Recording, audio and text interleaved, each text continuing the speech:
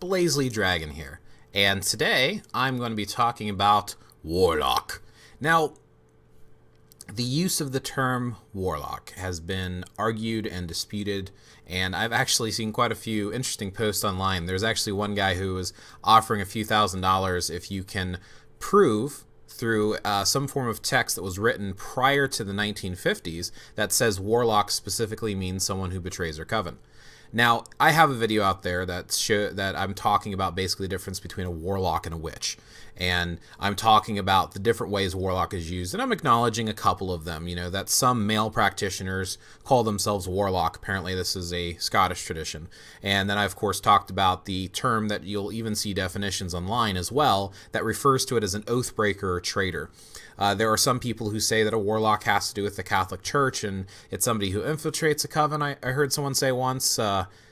And then, of course, there's also been that, you know, warlock has something to do with, again, the Catholic Church itself.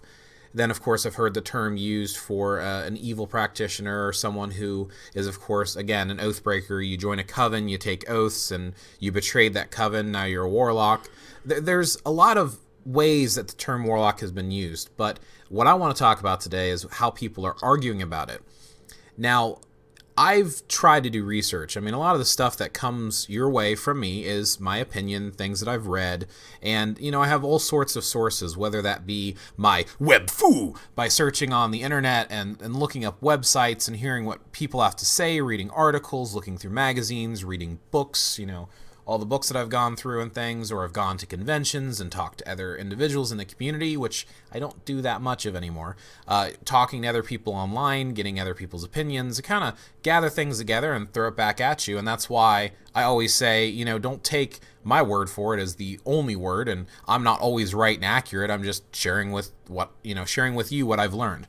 My reason I want to talk about this warlock specifically is because there seems to be a very fine line between those that argue that it is a male practitioner of witchcraft and those that argue that it is a very negative, offensive term that you should not use for anyone today because no one would choose to be this horrible person. And, you know, sometimes there's can it be used for both male or female? Obviously, on the one end, if it's a male witch, then no, it's specifically a male term. I would like to point out that whether side someone might be on with the term warlock, it is acceptable for a male to refer to themselves as a witch, and there are quite a few that do that. So, which one's right, which one's wrong? Well, the first thing I want to mention is arguing, well, there's no references to the term warlock before 1950, stating that it's an oathbreaker.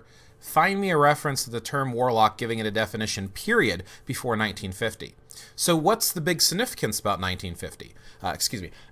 The big significance about 1950 is when Raymond Buckland and Gerald Gardner and everyone did some research, or however they got their information. They started publishing all these books and trying to share Wicca with the world or witchcraft with the world. A lot of them seem to use the terms interchangeably. And then you have Sanderson. Man, it's been a while.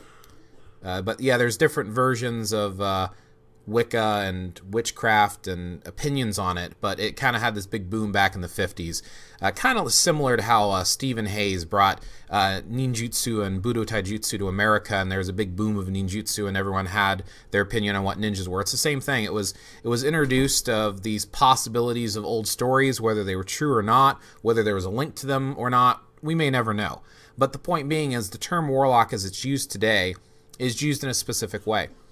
And because we don't have any reference defining it before the 1950s, there's a few things to think about with that. First and foremost, did we actually have anyone who would write it down?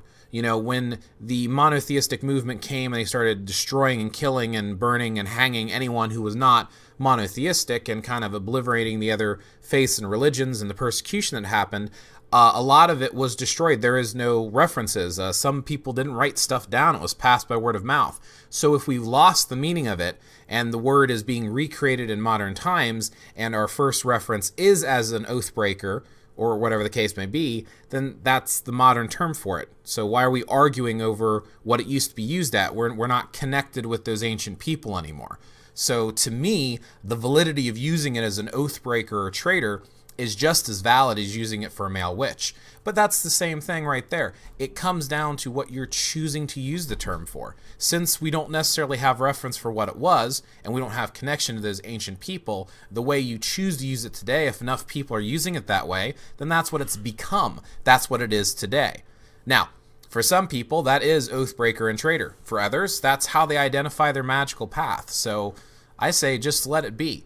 Of course, like I said, I've heard and read and seen both, so it kind of both are true to a degree depending on the circle you're part of. And I don't mean circles and circle of witches, I just mean group of people that you're around, the people that you practice with or don't practice with. If you don't practice witchcraft, it's kind of completely irrelevant for you.